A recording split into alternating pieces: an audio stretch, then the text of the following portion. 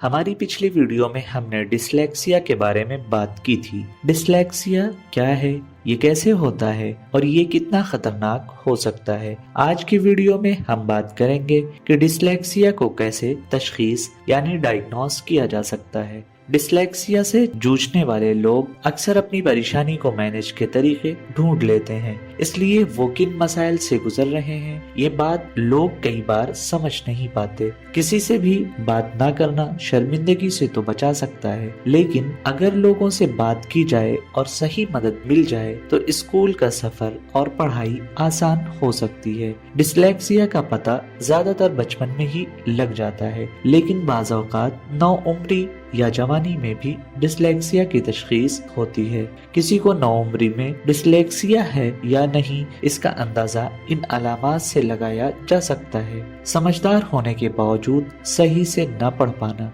इमला यानी स्पेलिंग और लिखने की सलाहियत कमजोर होना, वक्त पर असाइनमेंट और इम्तिहानात मुकम्मल न कर पाना, चीजों के सही नाम याद न रख पाना, लिस्ट और फोन नंबर्स याद न रख पाना, दाएं बाएं याद रखने में या नक्शा पढ़ने में मुश्किल होना, गैर मुल्की ज़बान समझने में परेशानी होना। इनमें से किसी भी एक अलामत की मौजूदगी से ये साबित नहीं होता कि किसी को डिसलेक्सिया है, लेकिन अगर किसी शख्स में इनमें से कई अलामत पाई जाएं तो उसको डिसलेक्सिया का टेस्ट करवाना जरूरी है। स्कूल में या कम्युनिटी में कोई माहिर नफ्सियात यानी साइकोलॉजिस्ट या रीडिंग स्पेशलिस्ट इस हालत का जायजा लेकर बाकायदा डिसलेक्सिया की तशखीस कर सकता है। जितनी कम उम्र में डिसलेक्सिया का पता लग जाए उतना ही बेहतर है। हमें उम्मीद है कि ये वीडियो आपके लिए मालूमाती रहा होगा। डिसलेक्सिया जैसी हालत को कैसे संभाला जा सकता है ये जानने के लिए देखें